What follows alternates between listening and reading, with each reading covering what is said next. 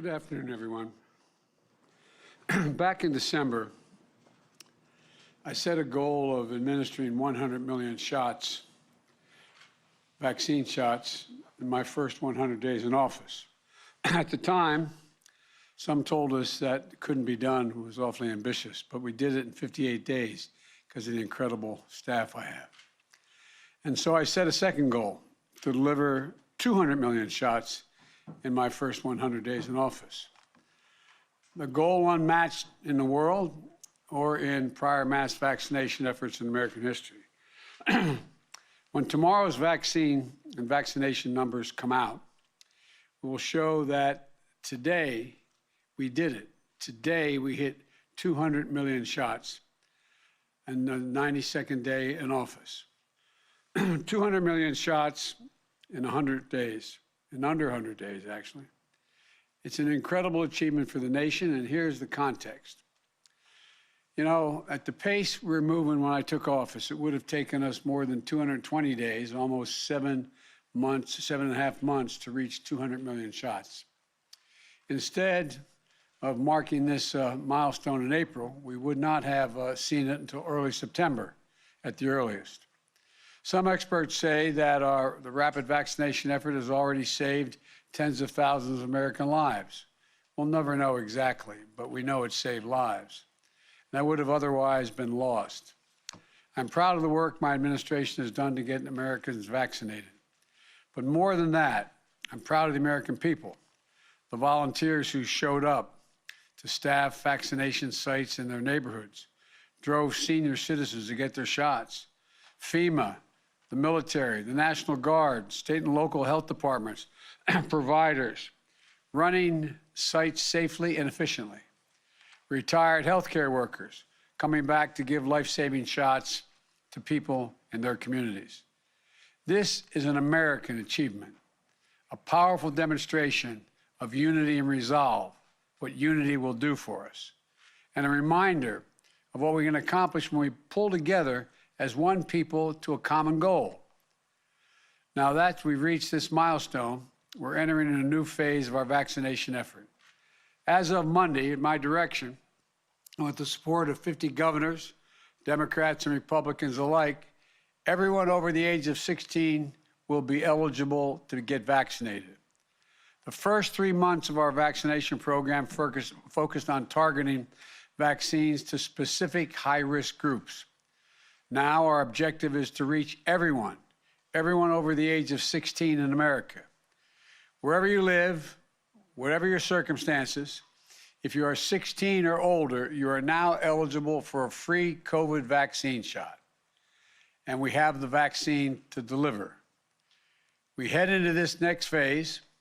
It's important for us to look at where we stand.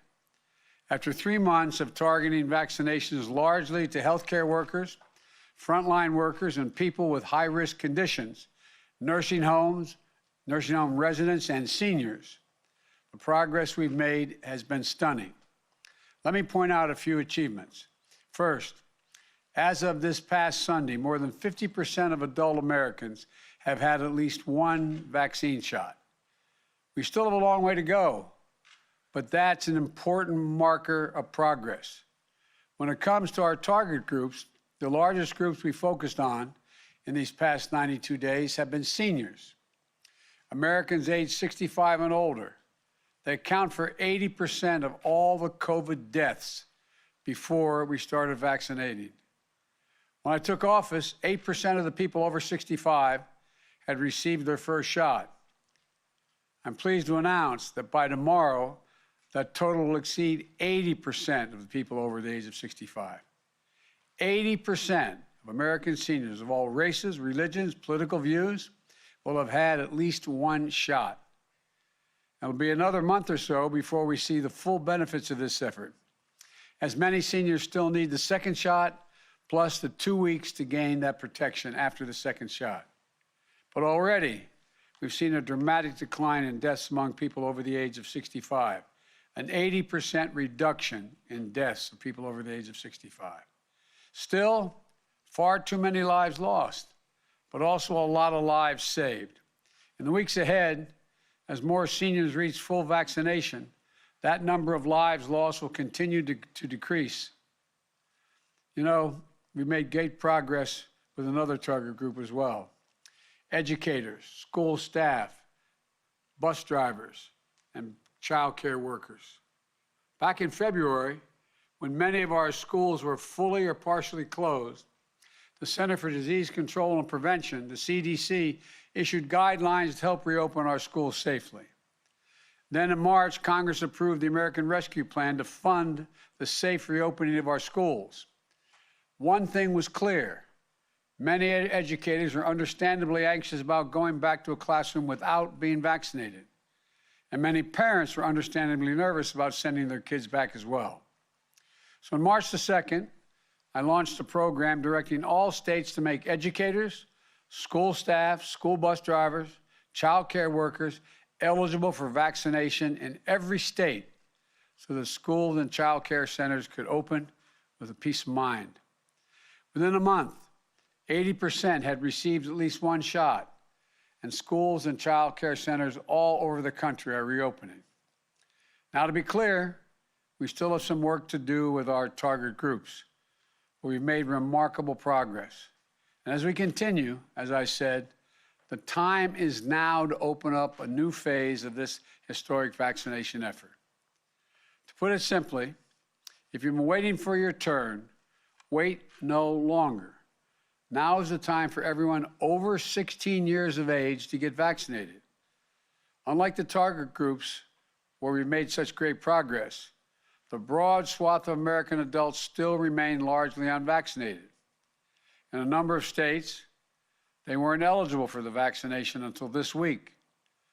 Too many younger Americans may still think they don't need to get vaccinated.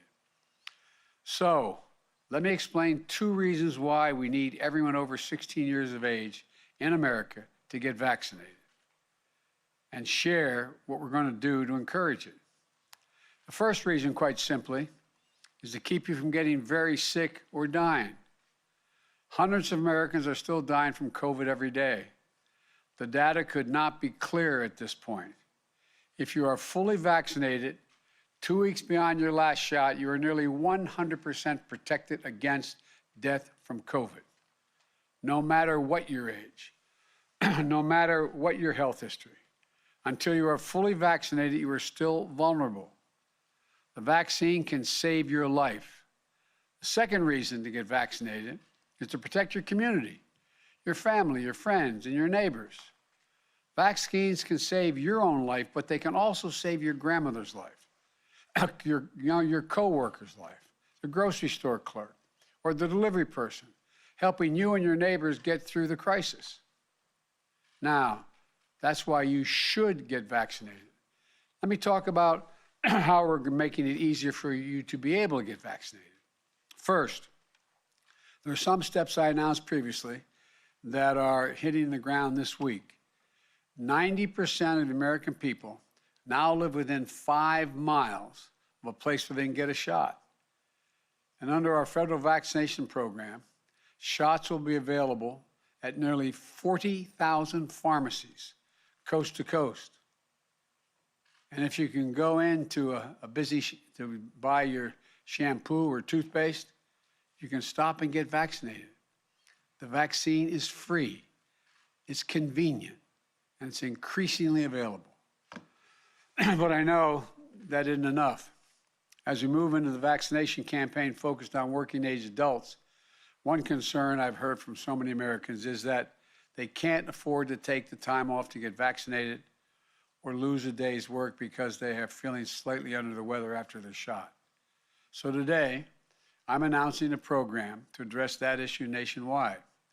I'm calling on every employer, large and small, in every state to give employees the time off they need with pay to get vaccinated, and any time they need with pay to recover if they're feeling under the weather after the shot. No working American should lose a single dollar from their paycheck because they chose to fulfill their patriotic duty of getting vaccinated.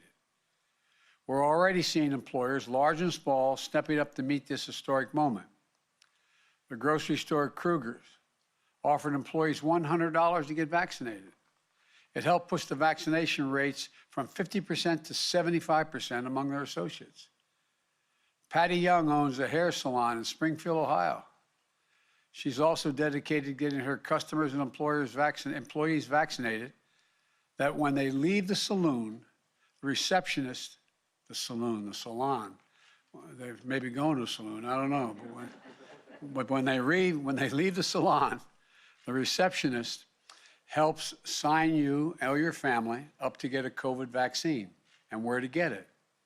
They've scheduled more than 200 shots so far. Businesses and employers like Patty should be supported for doing the right thing. So to make sure this policy comes at no cost to small or medium-sized businesses with fewer than 500 employees, the IRS is posting instructions for how employers can get reimbursed for the cost of providing paid leave for their employees to get vaccinated and recover from the side effects if they have any. That reimbursement, which comes through a tax payment, is thanks to the program I launched in the American Rescue Plan. So again, every employee should get paid leave to get a shot, and businesses should know that they can provide it without a hit to their bottom line. There's no excuse for not getting it done. In the weeks ahead, I'll have more to say about other new developments in our vaccine program.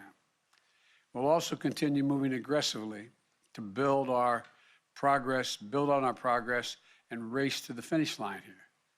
But let me close with this. Back on March 11th, I outlined a vision of what America could look like by the 4th of July. An America that was much closer to normal life that we left behind more than a year ago. We remain on track for that goal. In the weeks since then, more than 120 million shots have been given since I announced the July 4th proposal. More of our kids are back in school, and after a long and painful year, more grandparents are able to hug their grandkids again. It's great progress. But if we let up now and stop being vigilant, this virus will erase the progress we've already achieved. The sacrifices we've made, the lives that have been put on hold, the loved ones who've been taken from us, the time we're never going to get back. To celebrate our independence from this virus on July 4th, with family and friends in small groups, we still have more to do in the months of May and June. We all need to mask up until the number of cases goes down, until everyone has a chance to get their shot. To Americans 16 years and older, it's your turn now. So go get your vaccine before the end of May. We can do this, and we'll do this as long as we don't let up. So thank you all very much. As I said a long time ago, we're going to beat this as long as we do it together. And I want to again thank my COVID team. I want to thank the Vice President. I want to thank Jeff Zients behind me and the entire COVID team for putting this together. May God protect our troops. May God bless you all. Thank you. Thank you. What about rising cases abroad? The U.S. has hit the point where decreasing demand for vaccines is now the biggest challenge instead of increasing supply? Not yet, but and you asked about what about abroad, helping abroad? We're in the process of doing that. We've done a little bit of that already. We're looking at what is going to be done with some of the vaccines that we are not using. We got to make sure they are safe to be sent. And we hope to be able to be of some help and value to countries around the world. I've talked to our neighbors. As a matter of fact, a fellow who's working really hard to take care of his country and deal with this, I was on the phone with for about half an hour today, and the Prime Minister of Canada, we helped a little bit there. We're going to try to help some more. But there's other countries as well that I'm confident we can help, including in Central America. And but it's in process. We don't have enough to be confident to send it abroad now. But I expect we're going to be able to do that. Thank you. Are you planning to watch the big SpaceX NASA launch on Friday?